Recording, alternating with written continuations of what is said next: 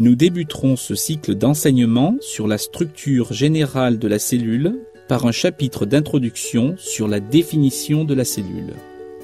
L'objectif est de décrire les différents éléments de la cellule eucaryote avec une description des constituants du cytoplasme et du cytosol. Nous débuterons ce cycle d'enseignement. Avant d'avancer dans ce cours, je voudrais me présenter. Je suis Michel Sève, professeur en biochimie, biologie cellulaire et biotechnologie à l'université Joseph Fourier. Je suis également praticien hospitalier à l'Institut de biologie et pathologie du CHU de Grenoble. Mes enseignements sont donnés dans les domaines de la biochimie, la biologie cellulaire et les biotechnologies en PACES, au cours des études de pharmacie, dans les licences et maîtrises en biotechnologie santé. Je suis également responsable de l'école des biotechnologies à l'université Joseph Fourier et co-responsable du master européen Erasmus Mundus Biohealth Computing. En ce qui concerne mes activités de recherche et hospitalière, avant d'avancer dans ce cours, je voudrais me présenter. Je suis Michel Sève, professeur en biochimie, biologie cellulaire et biotechnologie à l'université Joseph Fourier. Je suis également praticien hospitalier à l'Institut de biologie et pathologie du CHU de Grenoble. Ainsi, nous débuterons ce cycle d'enseignement par un ensemble de définitions de la structure de la cellule eucaryote. Après l'observation d'une représentation schématique d'une cellule, nous définirons les termes de cytoplasme, de cytosol, et nous finirons par voir la composition et les fonctions du cytosol.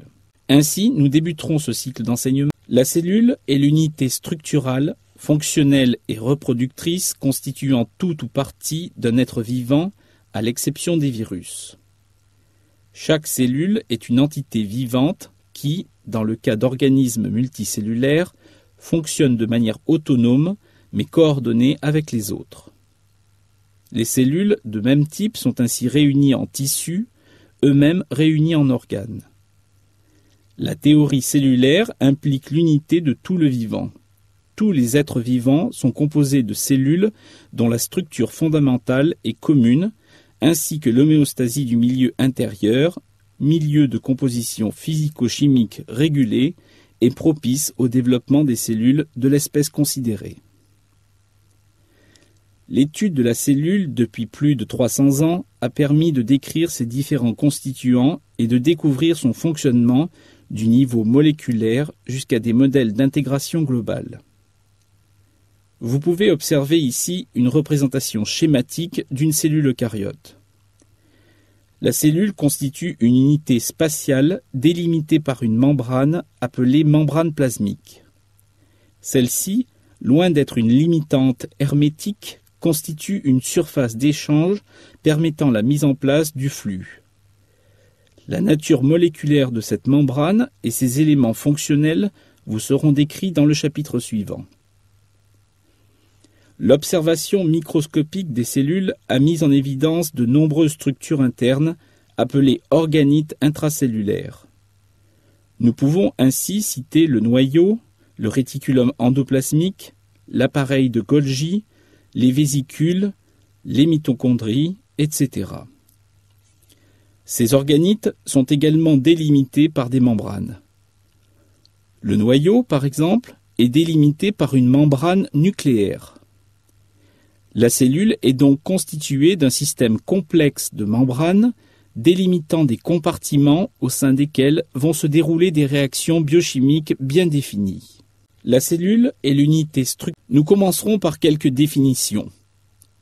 Le cytoplasme est défini comme le matériel biologique contenu entre la membrane plasmique et l'enveloppe nucléaire.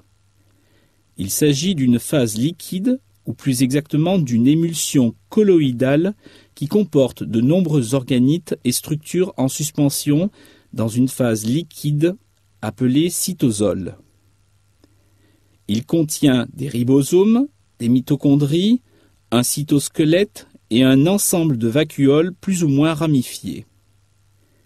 Ces vacuoles constituent le réticulum endoplasmique, l'appareil de Golgi, les vésicules de sécrétion, les endosomes, les lysosomes, les phagosomes. En outre, le cytoplasme des plantes comporte un organite appelé plaste impliqué dans la photosynthèse. Nous commencerons par quelques définitions. Le cytosol, ou hyaloplasme, est donc la phase liquide, translucide où baignent les organites. Nous pouvons donner une définition technique du cytosol. Il s'agit d'une fraction liquide du cytoplasme obtenue après centrifugation et élimination des organites. Ce cytosol est donc délimité par l'ensemble des membranes de la cellule, la membrane plasmique, la membrane nucléaire et les membranes des organites. Ces limites membranaires sont représentées en rouge sur ce schéma de cellules.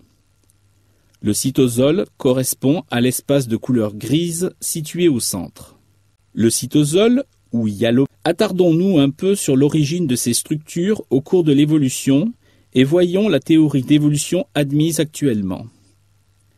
Nos cellules eucaryotes dérivent d'une cellule ancestrale de type prokaryote, c'est-à-dire une cellule à la structure très simple, le matériel biologique étant contenu dans un espace délimité par une seule membrane. Cette cellule ancestrale ne contenait donc pas d'organites intracellulaires. L'ADN génomique était attaché à une petite invagination de la membrane plasmique.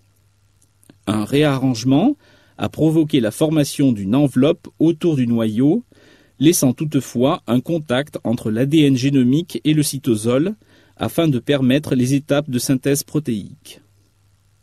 Le contenu nucléaire est donc topologiquement apparenté au cytosol. Nous retrouverons cet état durant la division cellulaire où le contenu nucléaire se mélange au cytosol. D'un autre côté, la lumière du réticulum est en continuité avec l'espace entre la membrane externe et la membrane interne du noyau, et donc topologiquement apparentée au milieu extracellulaire. Nous retrouverons ce lien topologique notamment lors du processus de synthèse de protéines sécrétées. En ce qui concerne les mitochondries et les plastes, la théorie admise sur leur origine est celle de l'endocytose d'une bactérie par une cellule pré-eucaryote. Ce mécanisme est schématisé sur les dessins du bas. Cette théorie s'appuie sur l'analyse des génomes mitochondriaux et explique pourquoi la lumière de ces organites est restée isolée du réseau de membranes intracellulaires. Attardons-nous un peu sur l'origine. La cellule eucaryote comporte donc un cytosol où baignent de nombreux organites. Ces organites représentent une fraction du volume intracellulaire très variable. La majeure partie du volume cellulaire est occupée par le cytosol. Les organites occupant le plus grand volume sont les mitochondries avec 22% du volume. Le réticulum, l'appareil de Golgi et le noyau occupent des volumes compris entre 6 et 9%. Enfin, les différents types de compartiments vésiculaires n'occupent guère plus de 1% chacun. Toutefois, nous verrons que ces chiffres peuvent varier de manière importante suivant le type cellulaire et l'activité de la cellule. Les chiffres présentés ici sont les valeurs pour une cellule du foie, l'hépatocyte. Les ordres de grandeur sont donc à retenir plus que les chiffres dans l'absolu. La cellule eucaryote comporte donc un... Voyons maintenant plus en détail quelle est la composition du cytosol. Il s'agit d'une phase liquide ou plus exactement semi-liquide. En effet, la définition exacte en termes biophysiques du cytosol est celle d'un gel colloïdal 4 fois plus visqueux que l'eau. Son pH est neutre autour de 7. Pour comparaison, le pH global de la cellule est de 7,4, à rapprocher également de la valeur du pH physiologique du milieu extracellulaire aux environs de 7,45. Le cytosol est constitué de 85% d'eau, cette eau se déclinant en eau liée aux macromolécules, en eau d'hydratation et enfin en eau libre qui ne représente que 30% du volume du cytosol. Le cytosol est également riche en ions, notamment sodium, potassium, chlore, magnésium ou calcium. Il comporte certains gaz dissous, comme l'oxygène ou le gaz carbonique. De nombreuses molécules ont été mises en évidence dans le cytosol, se divisant en deux groupes. Les molécules de petite ou moyenne taille, telles que les glucides, des lipides, des acides aminés, des nucléotides, et un nombre très élevé d'autres métabolites. Le deuxième groupe comporte des macromolécules telles que des protéines, des polysaccharides, des glycoprotéines ou des acides nucléiques. Voyons maintenant plus en détail. Ce tableau récapitule les concentrations des principaux ions présents dans le cytosol. Ces concentrations sont exprimées en millimolaires et sont à comparer à celles mesurées dans la circulation sanguine qui représente le milieu extracellulaire. Ces concentrations, pour la circulation sanguine, sont indiquées dans ce tableau sur la colonne de droite. Les flèches rouges indiquent les ions présentant de grandes différences de concentration entre le milieu intracellulaire et le sang. Nous remarquerons que le cation principal du cytosol est le potassium, alors que le sodium est en concentration faible en comparaison de la concentration extracellulaire. D'autre part, l'anion extracellulaire principal est le chlore, alors que les charges négatives sont principalement amenées par les protéines dans le cytosol. Enfin, nous remarquerons la concentration extrêmement faible du calcium intracellulaire. Le calcium étant un messager intracellulaire, sa signalisation ne peut fonctionner correctement qu'avec un taux basal très faible. Ce tableau récapitule les concentrations. Nous avons parlé d'un état de gel colloïdal pour ce cytosol. Ceci est dû à la grande quantité de molécules en solution, particulièrement les protéines, avec une concentration protéique cytosolique estimée à environ 200 mg par millilitre. C'est une concentration très élevée qui n'est jamais rencontrée pour un liquide biologique extracellulaire. Les protéines représentent ainsi 20 à 30% du volume du cytosol. Parmi ces protéines, certaines sont en solution, isolées ou sous forme de complexes plus ou moins importants, mais une très grande partie de ces protéines sont liées aux membranes, que ce soit la membrane plasmique ou celle des organites, sous la forme de complexes multiprotéiques. Enfin, le cytosol comporte plusieurs structures de grande taille en suspension, observables au microscope électronique, que sont les globules lipidiques et les particules de glycogène. Ces structures ne sont pas délimitées par des membranes. Elles ne sont donc pas considérées comme des organites et sont donc des constituants du cytosol. Nous avons parlé d'un état de gel. Nous terminerons ce chapitre par l'énumération des fonctions du cytosol. Elles sont au nombre de 3. Le cytosol est tout d'abord une réserve de matériaux pour de nombreuses fonctions cellulaires. Il participe à la régulation des pH intra- et extracellulaires grâce à sa grande quantité d'eau et d'ions et à la possibilité de les mobiliser à travers les membranes, la membrane plasmique et celle des différents compartiments.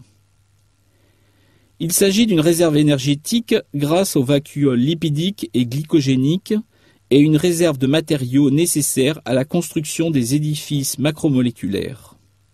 Enfin, le cytosol permet le transit de molécules protéiques et de macromolécules.